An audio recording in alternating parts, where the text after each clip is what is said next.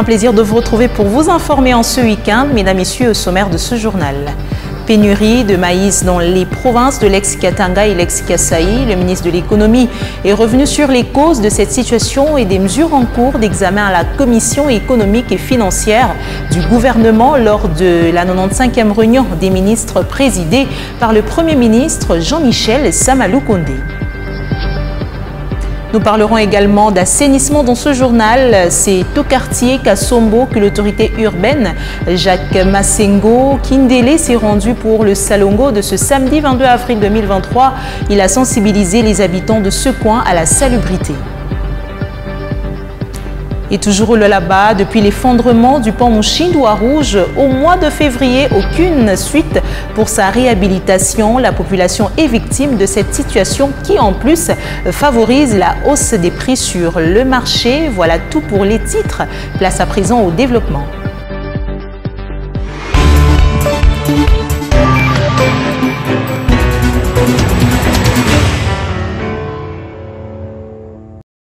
Mesdames, Messieurs, vous êtes les bienvenus. Comme annoncé au cours de la 95e réunion du Conseil des ministres tenue ce 21 avril sous la conduite du Premier ministre avec la permission du Président de la République, Jean-Michel Sama-Lukonde a émis une vive inquiétude de suite des problèmes d'approvisionnement en maïs que rencontrent les provinces de l'ex-Katanga et l'ex-Kasaï.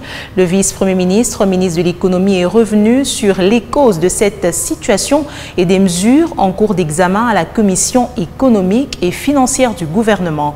Une mission est ainsi prévue auprès des producteurs locaux en Zambie et en Afrique du Sud. Il faudrait aussi apurer les arriérés d'approvisionnement en carburant de la Société nationale des chemins de fer du Congo pour faciliter le transport à Rancherie Vital Caméré. Suivez un extrait des propos de Patrick Mouyaya, porte-parole du gouvernement, choisi ici pour vous par Léopold Kingou.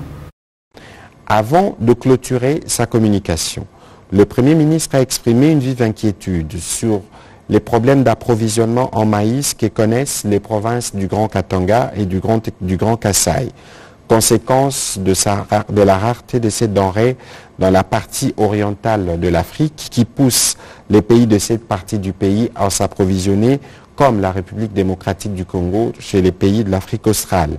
Il a à ses propos accordé la parole au vice-premier ministre, ministre de l'économie nationale, pour faire le point de la situation relative à la hausse actuelle de prix de la farine de maïs. Prenant la parole, le vice-premier ministre, ministre de l'économie nationale, a brossé les causes de cette situation liée entre autres à la production locale qui reste faible au regard de la demande du marché, à la réduction de l'offre zambienne, au coût élevé d'importation de ces denrées d'Afrique du Sud, ses répercutant sur le prix de vente en détail et la détérioration de conditions climatiques dans la région. Il a informé les conseils des grandes lignes de mesures préconisées qui sont en cours d'examen au niveau de la commission ECOFIN du gouvernement, et ce avant de passer à la réunion de conjoncture économique spéciale prévue à cet effet en début de semaine pour leur implémentation à court, moyen et long terme. Dans ce cadre, il est prévu une mission qu'il conduira, accompagné de ministres respectivement en charge de l'agriculture, de transport, de l'industrie, de l'entrepreneuriat et PME, pour explorer la faisabilité de ces mesures avec des producteurs locaux. Cette mission devrait-elle parachever les discussions avec la Zambie en vue d'obtenir un accord ferme d'approvisionnement? Elle devra aussi engager les mêmes discussions avec le gouvernement sud-africain. Il a aussi évoqué la nécessité d'apurer les arriérés de livraison en carburant à la Société nationale de chemin du fer du Congo afin de relancer son approvisionnement, ce qui garantirait le transport de produits agricoles et d'autres biens d'équipement utilisés dans de nombreux projets du gouvernement en cours d'exécution dans cette partie du pays et qui est desservie par la SNCC.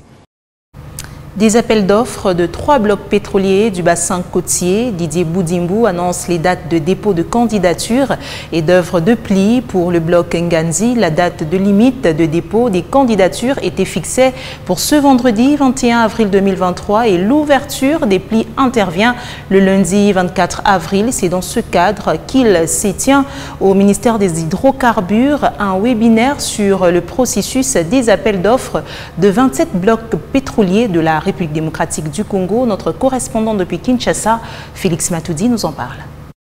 Ces séminaires du webinaire ainsi lancé sur les processus d'appel d'offres des blocs pétroliers en RDC a pour but de présenter aux différents opérateurs économiques, principalement du secteur pétrolier, les différents blocs pétroliers congolais mis en appel d'offres depuis le 28 juillet 2022. Ces séminaires étaient également une aubaine pour les ministres en charge des hydrocarbures d'éventer les atouts pétroliers congolais soumis en appel d'offres. L'ambition de valoriser les ressources en hydrocarbures de notre pays, dont le potentiel est estimé à 22 milliards de barils de pétrole brut, constitue la preuve indéniable de la détermination du gouvernement de la République à diversifier notre économie en rendant attrayant ce secteur de la vie nationale. Pour les 27 blocs pétroliers des 3 bassins sédimentaires, Maître Didier Boudimbou a renseigné que le processus évolue sans encombre. La clôture pour les blocs Ngandi intervient ce vendredi 21 avril et l'ouverture des plis interviendra le lundi 24 avril prochain. Concernant les 2 autres blocs du bassin côtier, le ministre en charge des hydrocarbures rappelle aux intéressés que la clôture des candidatures est prévue pour le mois de mai prochain. Concernant les appels d'offres sur les 27 blocs pétroliers, la rencontre de ce jour marque le début des contacts que nous aurons avec vous tout au long de cette procédure afin de vous permettre de découvrir le potentiel en hydrocarbures dont regorge la République démocratique du Congo et de vous décider sur le choix des blocs pétroliers qui vous intéressent. Notre objectif est de pouvoir redynamiser l'amont pétrolier de notre pays afin de convertir les ressources pétrolières contenues dans nos bassins sédimentaires en réserves exploitables d'ici 10 ans. Déterminés, Maître Didier Boudimbou et Wivil Moleka tiennent mordicus à la réussite. Et puis lancement ce 23 avril 2023 à Kolwezi du test d'admission de la campagne spéciale Bourse Excellencia dénommée le Laba Bora à 7h au site de l'université de Kolwezi à Mosompo. Les candidats attendus sont les finalistes ayant obtenu 70% aux éditions de 2021 et 2022. C'est une annonce du coordonnateur de la cellule de communication du gouvernement provincial du Lualaba. Ce samedi 22 avril, Josué Mouyumba appelle les concernés à venir nombreux et à l'heure pour prendre part à cette activité organisée par la Fondation Denise Nyakeru Tshisekedi et le gouvernement provincial du Lualaba. Ces propos sont à suivre dans cet extrait choisi pour vous par Louise Fatou et John Sindié. Chose promise, chose due, comme la gouverneure l'a annoncé lors de la présence de la mission de la première dame ici au Lualaba. Actuellement, il y a déjà 308 candidats finalistes enregistrés, les candidats des éditions examen d'État 2021-2022. Donc cette bourse Excellencia, la session inaugurale commence avec les étudiants, les élèves finalistes des éditions examen d'État 2021-2022 qui ont obtenu au moins 70%. Le coup d'envoi de ce test est prévu pour ce dimanche 23 avril 2023. Ça sera sur le site de l'université de Kolwezi. Il y aura un chapiteau, il y aura donc toutes les dispositions sont prises pour que ces élèves puissent passer leur test dans de bonnes conditions. Il y a toute une équipe de la Fondation Denise Nyakeru Tshisekedi qui est sur place,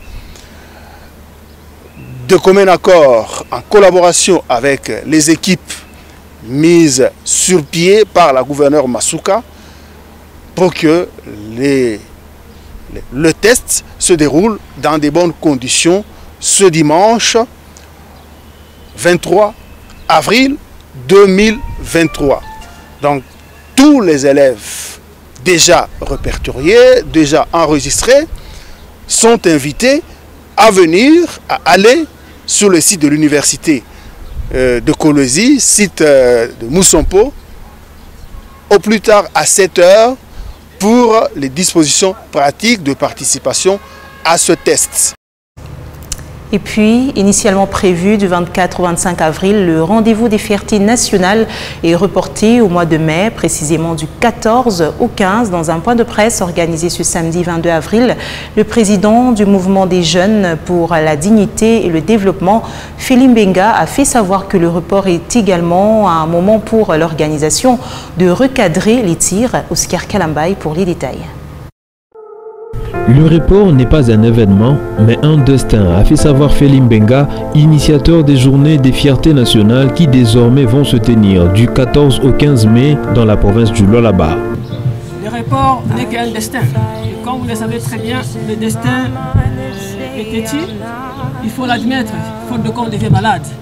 Donc le report nous permet de bien réajuster les tirs, de recadrer les choses pour le faire de manière maximum. L'ambassadeur universel de la paix n'a pas résigné ce rendez-vous bien que beaucoup de moyens financiers ont été engagés. Félim Benga a la ferme confiance du déroulement de ces journées, surtout que le patronage est assuré par la gouverneure intérimaire du Lualaba. Nous sommes des leaders préparés, aguerris et même avertis. Je crois que ça nous a donné encore le courage de bien faire les choses, d'autant plus que nous avons l'équitis ou l'accord de principe de l'autorité provinciale Fifi Basuka Saini. Cela nous maintient encore dans ces réconforts. Félim Benga a par ailleurs salué le sens de compréhension des différents orateurs quant au report annoncé. Les orateurs sont satisfaits et c'est un ouf de soulagement parce que parmi eux, il y en a qui ont sollicité les invitations parce qu'ils ont vu leurs collègues professeurs ordinaires, ces dispensateurs de matières voudraient bien participer. Et ça nous permet encore de rendre un peu large notre cercle de conférenciers ou de participants. L'ambassadeur universel de la paix a réitéré ses remerciements à l'autorité provinciale pour son implication ainsi qu'au commissaire en charge de la jeunesse, Paulin Kalao. Différents orateurs sont attendus, en l'occurrence le vice-gouverneur militaire du Nord Kivu, Romy Ekouka, le professeur Edouard Nawej, le secrétaire exécutif du gouvernement Archimède Kalassa, ainsi que la directrice provinciale de la fonction publique, Marie-Louise Moussenga.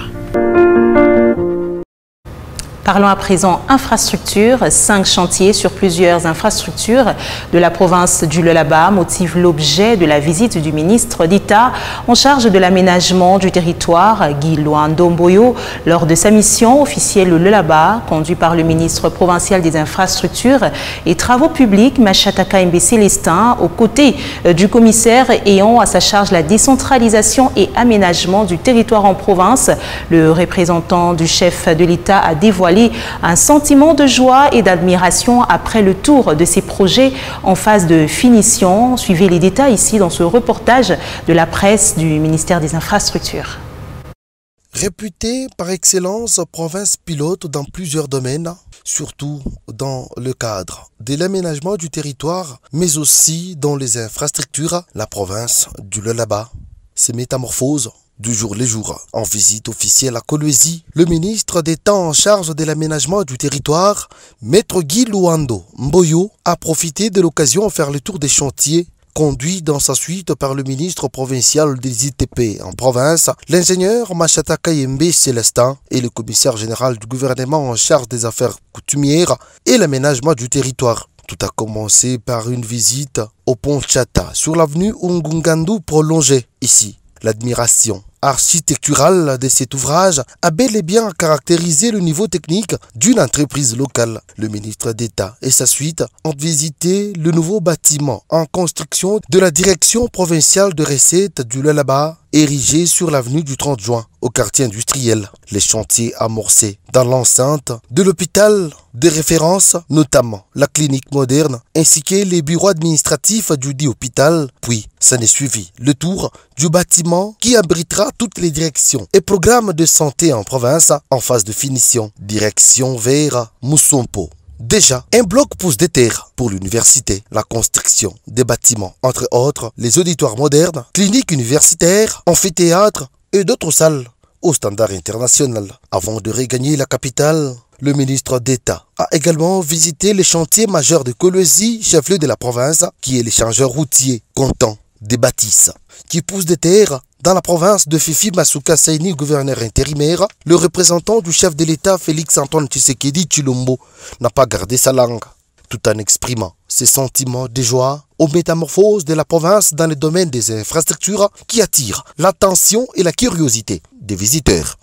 Désormais, Lualaba va être la province type, la province modèle de l'aménagement du territoire, ce qui est la volonté exprimée par son Excellence M. Président de la République. Et là, je viens moi-même de palper ce qui s'est fait.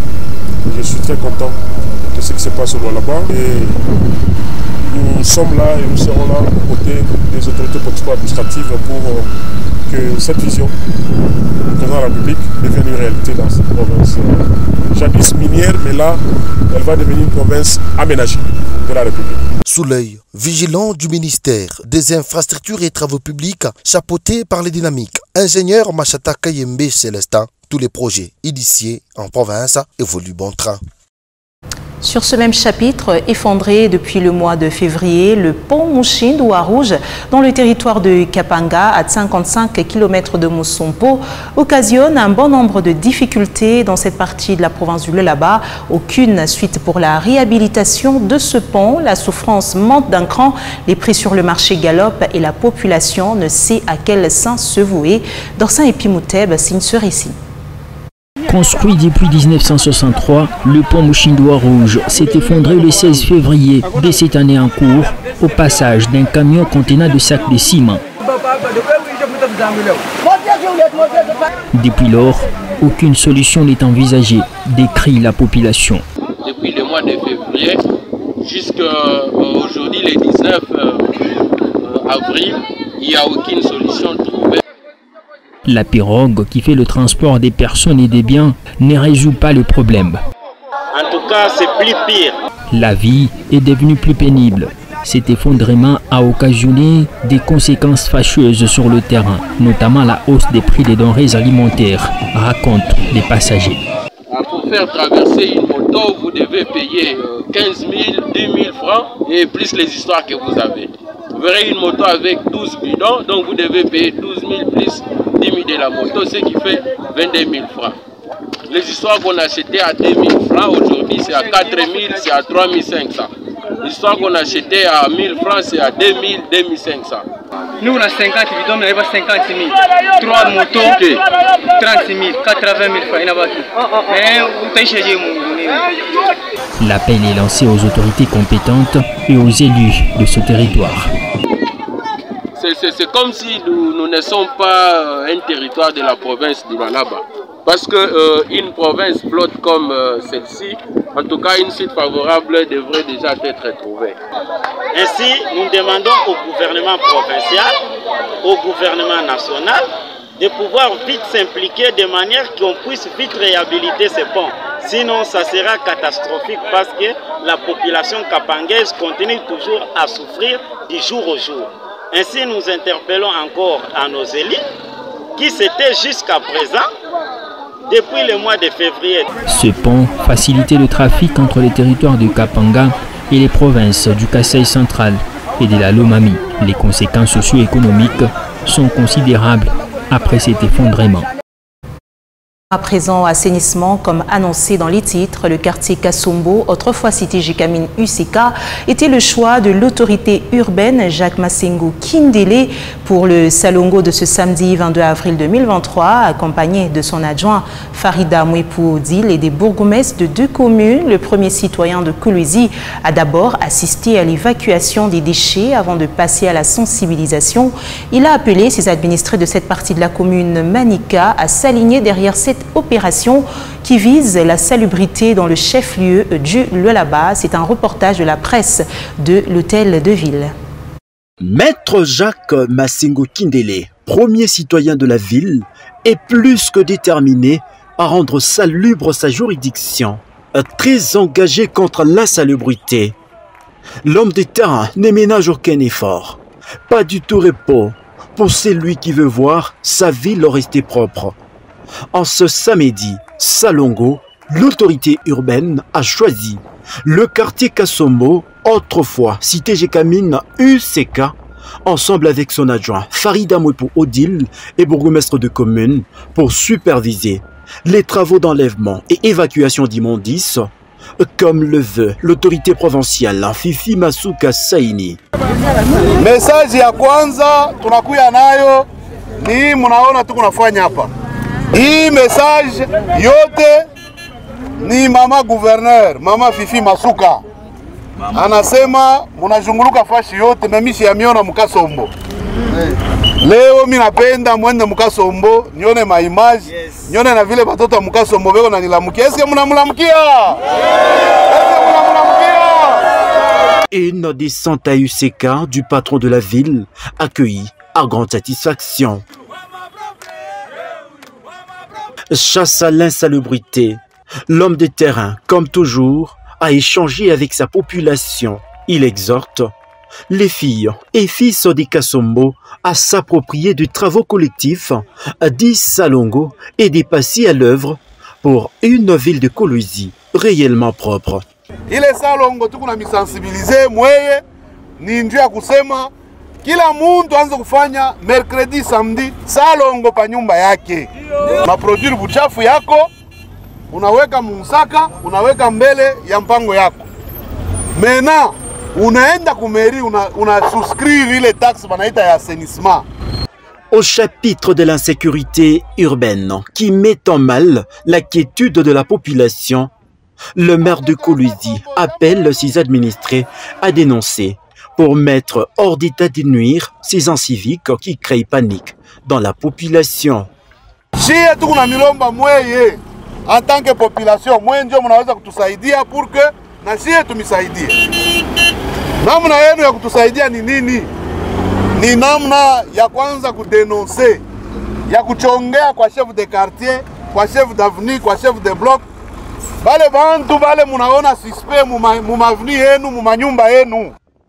Au cours de ses contacts avec ses administrés, le numéro 1 de Kolwezi a également annoncé la grande réunion avec les cadres de base de sa juridiction dans 2 points à l'ordre, à savoir lutte contre l'insécurité urbaine et la chasse à l'insalubrité.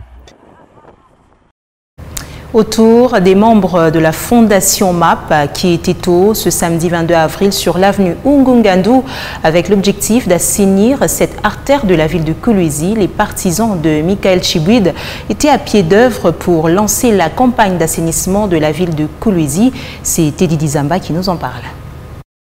Vêtus aux couleurs de la Fondation MAP, les partisans de Michael Chibouide étaient à pied d'œuvre sur l'avenue Ungungandu pour lancer la campagne d'assainissement de la ville de Kolwezi.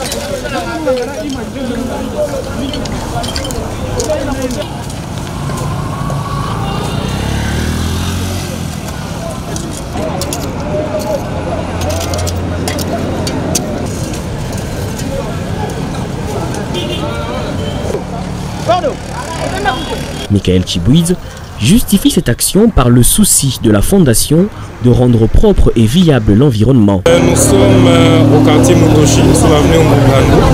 Nous avons commencé notre campagne d'assainissement de la ville de Kolwezi.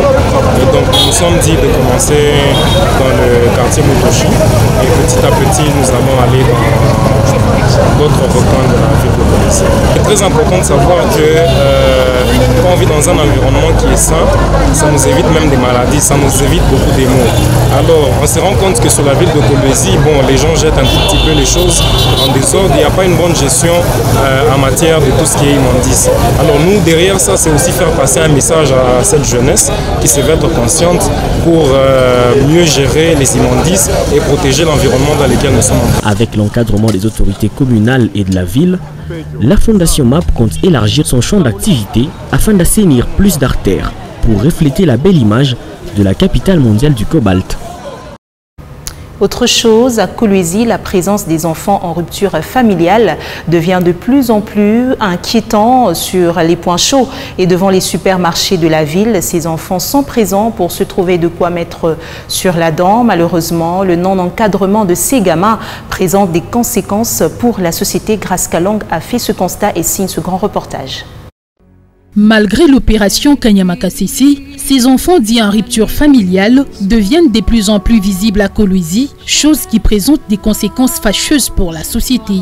À la recherche du pain quotidien, ces gamins font de longs trajets. Objectif, quémander pour survivre. Parmi eux, certains affirment être rescapés de l'opération Kanyamakasese qui malheureusement n'a pas répondu à leurs attentes.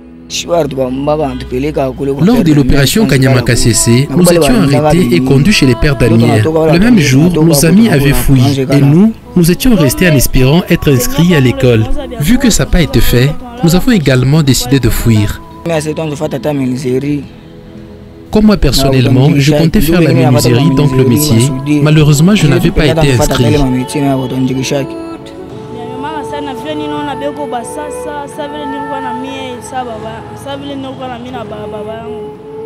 La rue n'a pas d'enfants, dit-on, mais ces sans-abri y ont trouvé refuge. Et cela ne les empêche pas de se projeter dans l'avenir malgré cette vie pénible. Si on peut penser même à me scolariser, ça va beaucoup m'aider. Quand nous mendions, c'est pour réunir afin tout ce que nous avons reçu pour le manger. Maman Fifi, je m'appelle Franklin. Si tu peux nous encadrer, en nous trouvant un endroit et nous instruire, Dieu va te bénir. Maman Fifi, aide-nous. Nous souffrons énormément pour vivre. Si tu peux nous construire même un orphelinat et assurer notre scolarité. Lors de cette opération censée vider les artères de la ville de Kolwezi des enfants qui représentent un danger pour la société, une vingtaine de ces mineurs avaient été acheminés à la maison Kweto.